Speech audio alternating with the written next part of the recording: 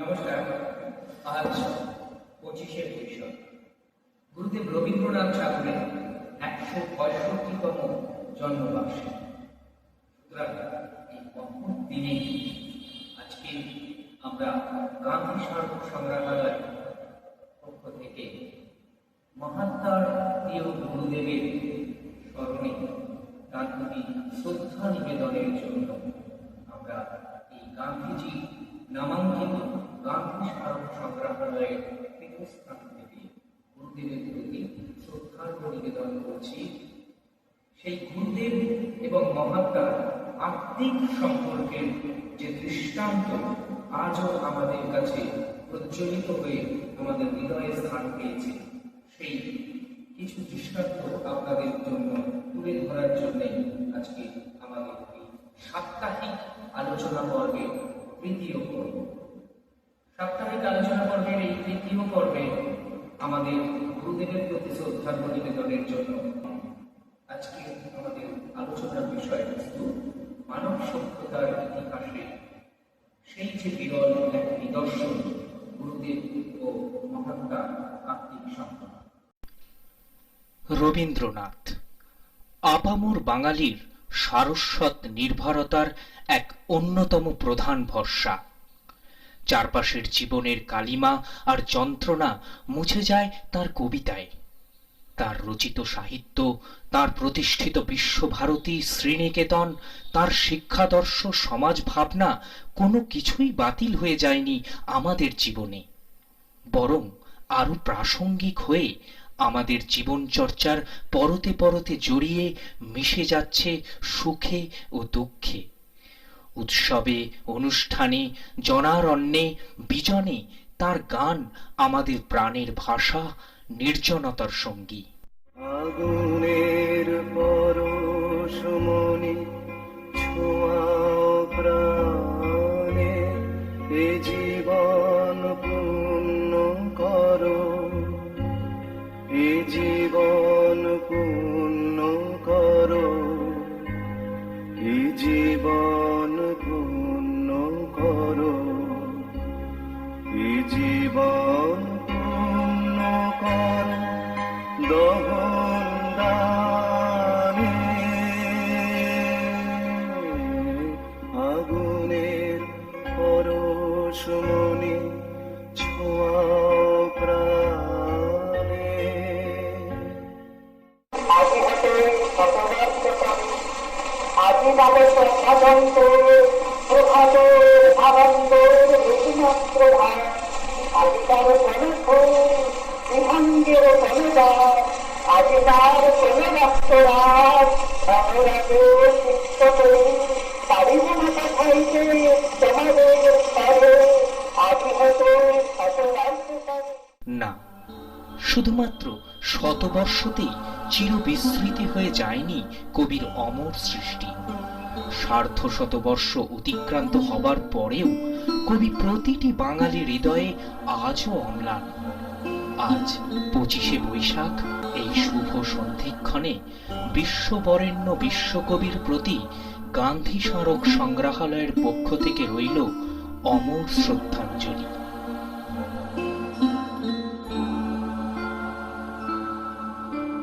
সহস্রাব্দের শ্রেষ্ঠ মানুষ বলে ঘোষিত হয়েছিলেন মহাত্মা গান্ধী, আপনারা জানেন।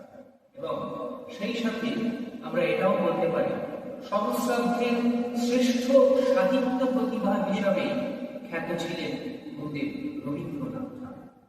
এবং এই দুজনই কিন্তু ছিলেন গত শতাব্দীর দুই বিস্ময়। রবীন্দ্রনাথের সঙ্গে গান্ধীজি বা বলা যেতে পারে গুরুদেবের সঙ্গে মহাত্মার পারস্পরিক সম্পর্ক সমগ্র মানব সভ্যতার ইতিহাসে আজ কিন্তু এক বিরল, শিক্ষণীয় এবং অবশ্যই উপভোগ্য নিদর্শন।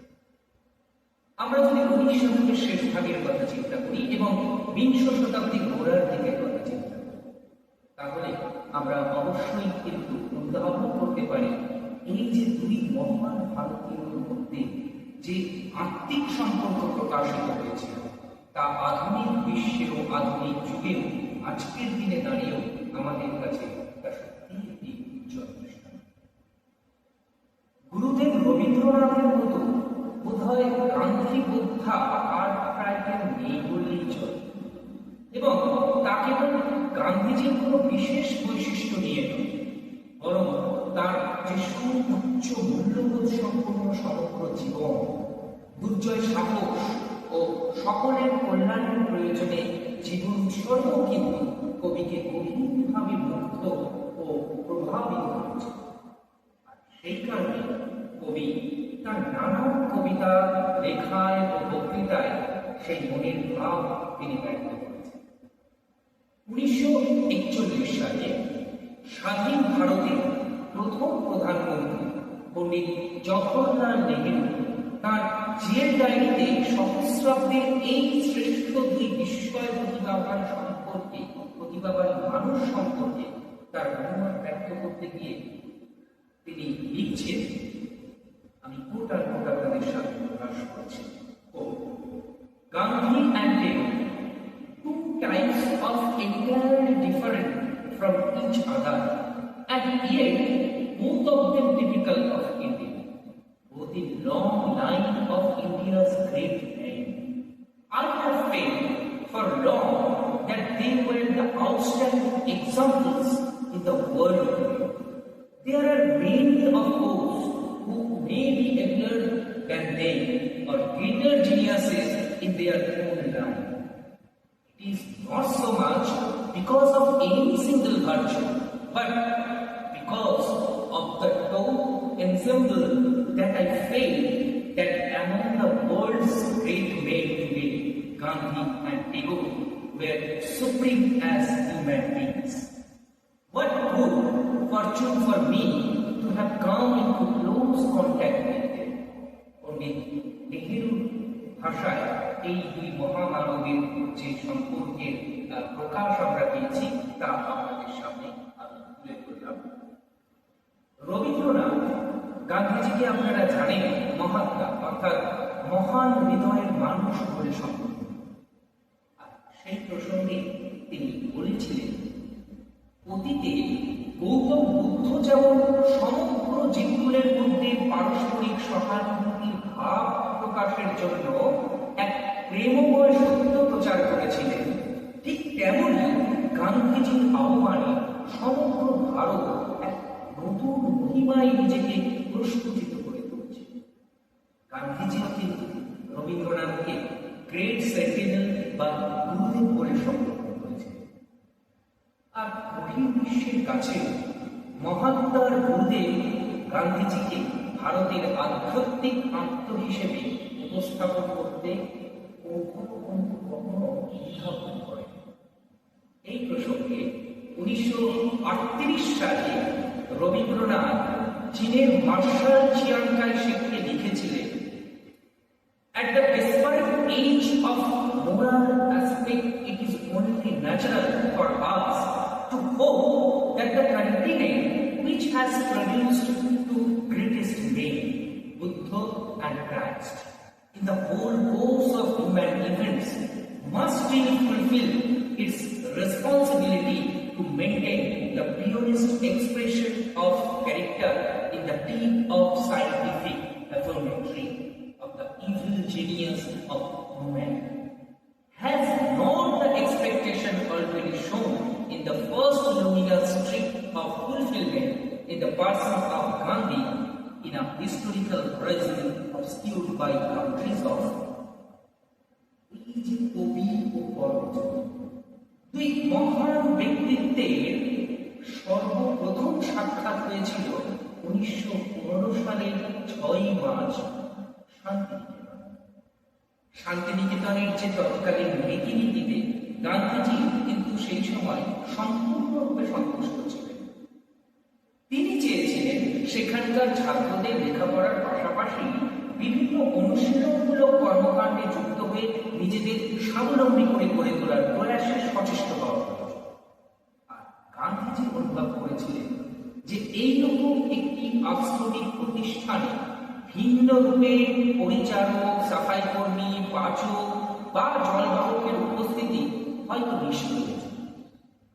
গান্ধীজি এইরকম চিন্তা ভাবনার বিষয়ে স্বয়ং রবীন্দ্রনাথ যখন অবগত হন, তিনি নির্দ্বিধায় গান্ধীজির সেই প্রস্তাবে সম্মত পোষণ করেন এবং সঙ্গে সঙ্গে তিনি কিন্তু ঘোষণা করেছিলেন যে এসো সব কাজে হাত লাগাই। আর গান্ধীজি প্রস্তাবিত এই নতুন ব্যবস্থা 1915 সালের 10ই মার্চ শান্তিনিকেতনে প্রণয়ন হয়েছিল এবং সেই দিনটিকে গুরুদেবের সেই আশ্রমে গান্ধী দিবস হিসাবে ঘোষণা করা হয়। আমরা জানি সেই ঐতিহাসিক দিনটিকে কিন্তু স্মরণ করে আজও শান্তিনিকেতনে সেই গান্ধী দিবস পালিত হয়ে আসছে পরম্পরা। এরপর 1920 সালের এপ্রিল মাস, সেই সময় কবিগুরু স্বয়ং এলেন আহমেদাবাদের সবরমতী আশ্রমে। সেখানে গিয়ে একটি বক্তৃতায় গুরুদেব বলেছিলেন, মহাত্মাজির বাণী বিশ্বের সর্বত্র বিস্তৃত হইয়াছে, অতএব মহাত্মাকে বিশ্বকর্মা বলা যাইতে পারে।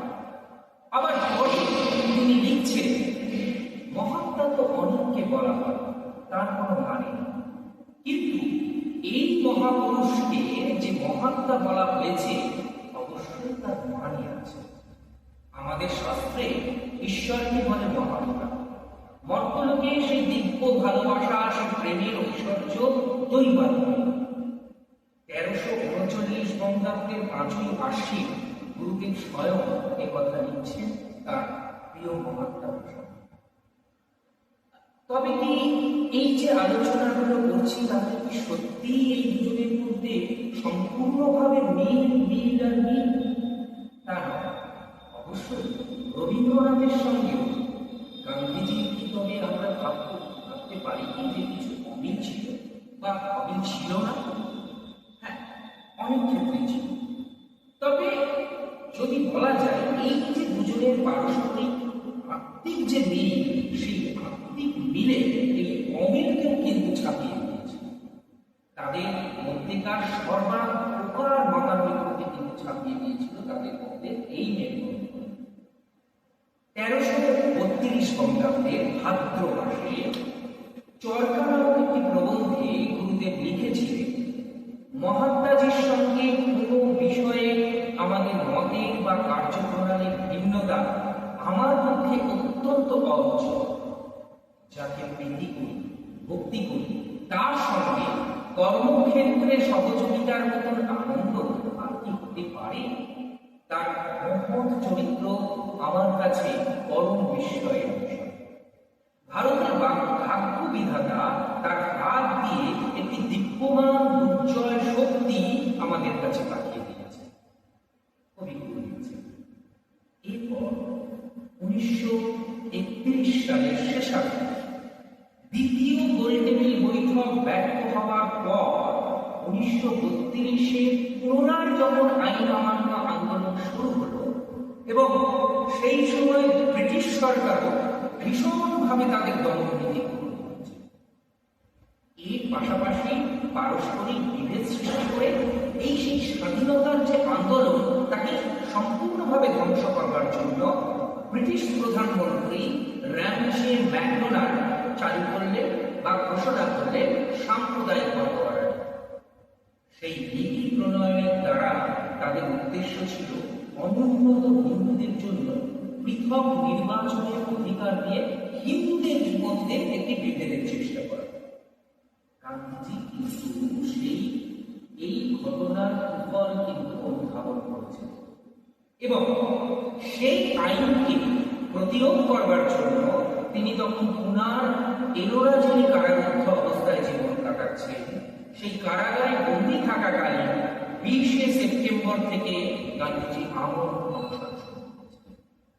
আর এই বিষয়ে অর্থাৎ এই গান্ধীজি আমরণ অনশনের বিষয়ে যখন তার প্রিয় মহাত্মার এই আমরণ অনশনের বিষয়ে যখন রবীন্দ্রনাথ অবগত হলেন তিনি কিন্তু গর্জে উঠেছিলেন এবং মহাত্মাকে তিনি একটি তার বার্তা পাঠান।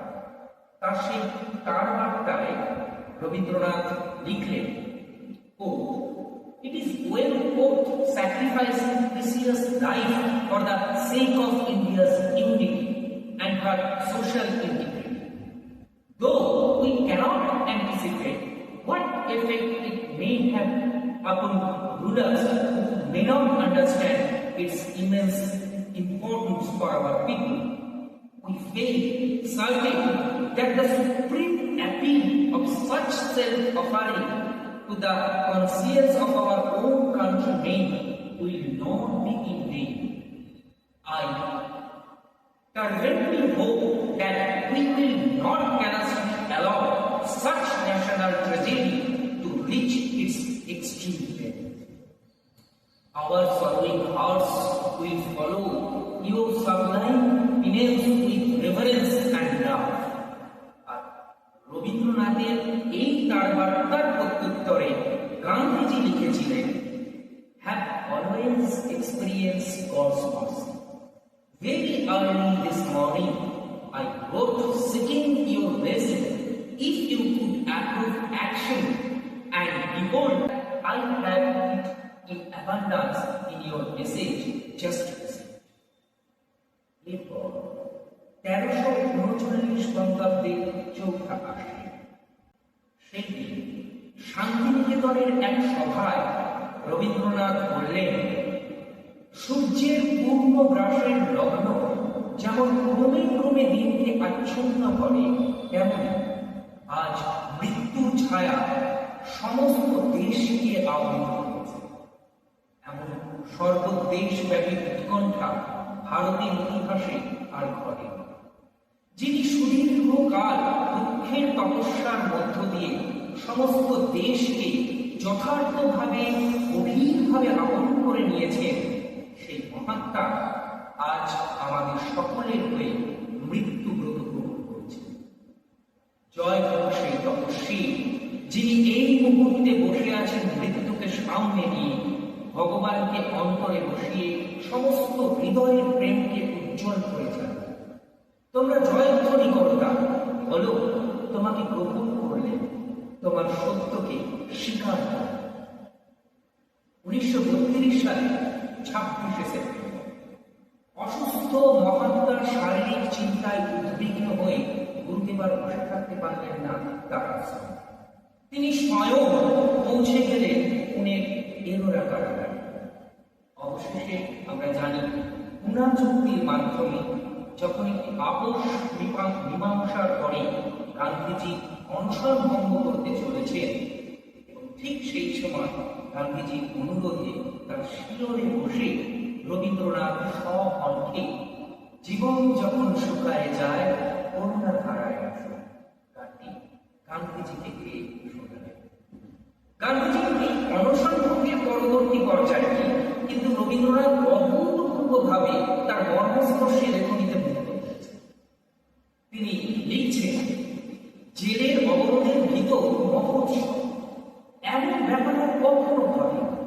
প্রাণোৎসর্গের যোগ্য হল জেলখানা, তার সফলতা এইখানেই রূপ ধারণ করে।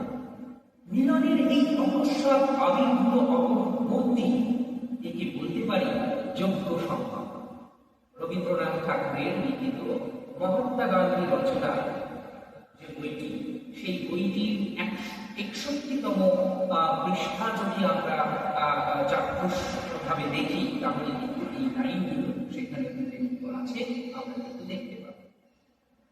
পুনা থেকে ফিরে এসে রবীন্দ্রনাথ গীতিনাট্য লিখলেন, যে গীতিনাট্যর নাম দিলেন চণ্ডালিকা, এবং সেই সাথে যে কবিতাটি রচনা করেছিলেন তা ছিল হেমর দুর্ভাগা দেশ। সেই বিখ্যাত কবিতাটিও রবীন্দ্রনাথ শেষ রচনা করেন। 1934 সালে বিশ্বভারতীর অর্থ সংকটের কারণে রবীন্দ্রনাথ পৌঁছে গেছিলেন দিল্লি। আর তার মহাত্মা সেই বিষয়ে যখন তার নিজস্ব কানে সেই সংবাদ পৌঁছল, তিনি তার গুরুদেবের বিশ্বভারতীর তহবিল সংগ্রহের জন্য, যে গুরুদেব স্বয়ং বৃদ্ধ বয়সে নিজে পরিভ্রমণ করছেন, সেই সংবাদ শুনে গান্ধীজি খুবই ব্যথিত হলেন এবং তাৎক্ষণিক তিনি গুরুদেবের সাথে সাক্ষাৎ করলেন ও বিশ্বভারতীর জন্য প্রয়োজনীয় অর্থের ব্যবস্থা করেন। 1940 সালের ফেব্রুয়ারি মাসে গুরুদেবের জীবদ্দশায় মহাত্মাজি শেষবারের জন্য শান্তিনিকেতন। 1940 সালের ফেব্রুয়ারি মাসে শোনা গেল গান্ধীজি আসছেন বাংলায়। তাকে শান্তিনিকেতনে আসার আমন্ত্রণ জানালেন কবি। গান্ধীজি এলেন সস্ত্রীক।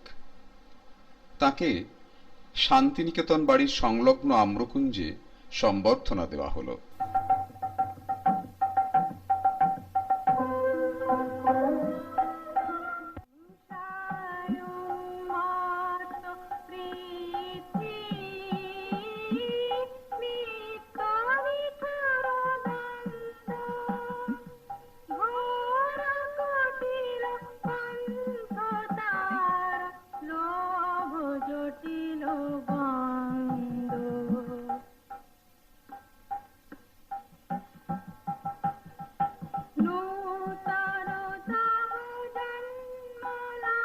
রবীন্দ্রনাথ নিজের হাতে মালা পরিয়ে দিলেন অতিথির গলায়।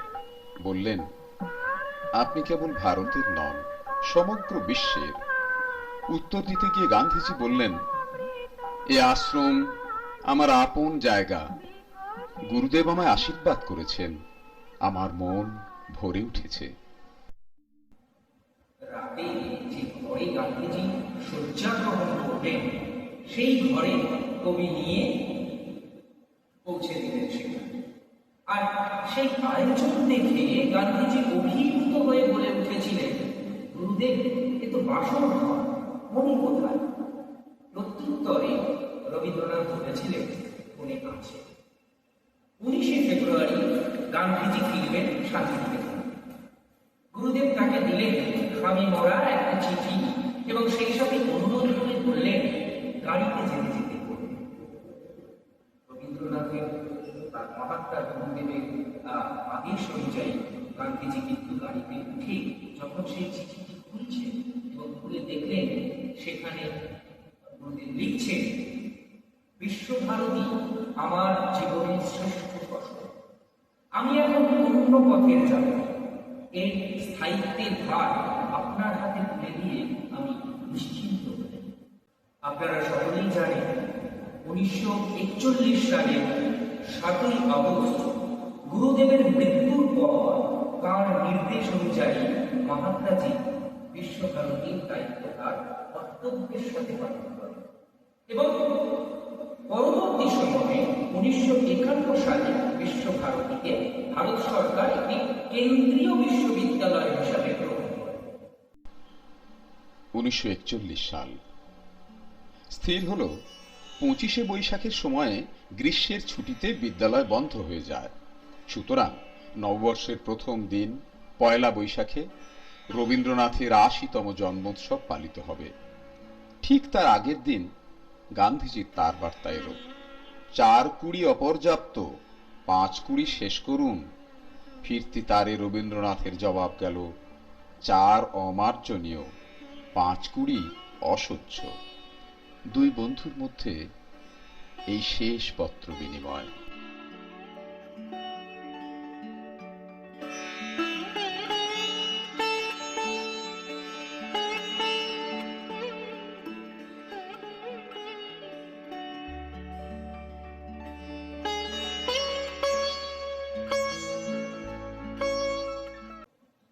গুরুদেবের মহাপ্রাণের পর কবিপুত্র রথীন্দ্রনাথকে ব্যথিত হৃদয়ে গান্ধীজি লিখেছিলেন, তুমি যা হারালে আমিও তাই হারালাম। সমগ্র জাতি, জাতি কেন, সারা জগৎটা হারালাম। 1945 সালের ডিসেম্বর মাস, সেই সময় শেষবারের মতো যখন গান্ধীজি শান্তিনিকেতনে এসেছিলেন, তখন এক জনসভায় তিনি বলেছিলেন যে তাঁর আর গুরুদেবের মধ্যে অমিলের খোঁজ তিনি বহুবার করবার চেষ্টা করেছেন, কিন্তু তার পবিত্র উপলব্ধি হয়েছে যে তার গুরুদেবের মধ্যে কোনো অমিল ছিল না। বৃহস্পতিবার 22শে শ্রাবণ 1348। 1941 সালের 7ই আগস্ট লেখা হলো জীবন নাট্যের অন্তিম পৃষ্ঠা। যে বাড়িতে ভূমিষ্ঠ হয়েছিলেন সেই বাড়ি থেকেই পরলোকে গমন করলেন। এই যে কালজয়ী এই দুই ভারত মাতার মহান সন্তানের এইরকম নিবিড় সম্পর্কের নিরিখে আজকে যদি আমরা আধুনিক যুগে অর্থাৎ এই বর্তমান প্রেক্ষাপটে দাঁড়িয়ে সে কথা যদি স্মরণ করি, তাহলে হয়তো আমরা হৃদয় মর্মস্পর্শী হয়ে এক বাক্যে সে কথা অবশ্যই স্বীকার করতে হবে। সেই বাংলার চিরাচরিত প্রবাদ, যেটা হয়তো আমাদের কাছে সকলেই পরিচিত, সেই এক কথায় বলতে গেলে রকমই রকম। এই যে বাংলা প্রবাদটি, সেই বাংলা প্রবাদটির সদর্থক রূপটি মূর্ত হয়ে উঠেছে অন্ত ঐশ্বর্যে ভরপুর জগদীশ্বর এই দুই মহামানব ও সৃষ্টিকর্তার একে অপরের প্রতি গভীর শ্রদ্ধা, বিশ্বাস ও ভালোবাসা। সুতরাং আজকে এই ১৬৫তম জন্মবার্ষিকী উপলক্ষে মহাত্মার চির শ্রদ্ধাশীল সেই তাঁর গুরুদেব রবীন্দ্রনাথ ঠাকুরকে স্মরণ করে আমরা মহাত্মার যাকে বলে সম্বোধন করা সেই গুরুদেবের প্রিয় বন্ধু মহাত্মা গান্ধী, যে নামাঙ্কিত ব্যারাকপুরের অবস্থিত এই গান্ধী স্মারক সংগ্রহালয় বা গান্ধী মিউজিয়ামের এই কেন্দ্রস্থলে দাঁড়িয়ে আমরাও তাদেরকে স্মরণ করি, তাদেরকে শ্রদ্ধা নিবেদন করি এবং এই আত্মিক সম্পর্ক যেন আমাদের মধ্যে, আমাদের হৃদয়ে গেঁথে গিয়ে যেন চির ভাস্বর হয়ে ওঠে তার প্রতিটি মুহূর্ত, তার প্রতিটি দৃষ্টান্ত। তবেই বোধহয় আমরা বন্ধুর সঙ্গে যে বন্ধুর সম্পর্ক বা মানুষের সঙ্গে মানুষের যে আত্মিক সম্পর্ক মানব ধর্মের উপর নির্ভর করে চিরকালের জন্য গড়ে ওঠে, সেই ধারাকেই আমরা হয়তো তাই আবার এই মহাত্মার পীঠস্থান থেকে তার গুরুদেবের গান্ধী স্মারক সংগ্রহালয়ের পক্ষ থেকে চিরাচরিতভাবে শ্রদ্ধা নিবেদন করলাম এবং এই আলোচনার মাধ্যমে আপনাদের সেই দৃষ্টান্তের কিছু বিষয় বা কিছু বার্তা আপনাদের সামনে আমরা এই যে ধারাবাহিকভাবে যে সাপ্তাহিক আলোচনা পর্বের বিষয় আমরা মিউজিয়ামের পক্ষ থেকে প্রতি সপ্তাহে গান্ধীজিকে কেন্দ্র করে তুলে তুলেছি, আজকে আমরা আপনাদের সামনে তুলে ধরলাম গুরুদেব এবং মহাত্মার যে আত্মিক সম্পর্কের নিদর্শন আজও আমাদের হৃদয়ে সেই চির ভাস্বর হয়েছে স্মৃতি যেন চিরকালীন হয়ে লিখিত হয়ে রয়েছে, তার কিছু নিদর্শন আমাদের সামনে এই সপ্তাহে আলোচনা করব এখানেই শেষ করছি। আবারও আমরা পরবর্তী সপ্তাহে নতুন কোনো বিষয়ে আমরা আপনাদের সামনে উত্থাপন করবো এই কথা দিয়ে আজকের মতো বিদায় নিচ্ছি। সকলকে অভিবাদন জানাই। সকলে আজ গুরুদেবের যে রচনা, গুরুদেবের যে সংস্কৃতি ছড়িয়ে পড়ুক আজকে সারা পশ্চিমবঙ্গ, সারা বিশ্বের দরবারে এই বার্তা পৌঁছে যাক। তবেই হবে আমাদের এই বাঙালি জাতি সংস্কৃতির যে চিরশিখরে আমরা বিরাজমান সেই ধারা আমরা সকলে ভালো থাকুন। আজকের জন্য বিদায় নিচ্ছি।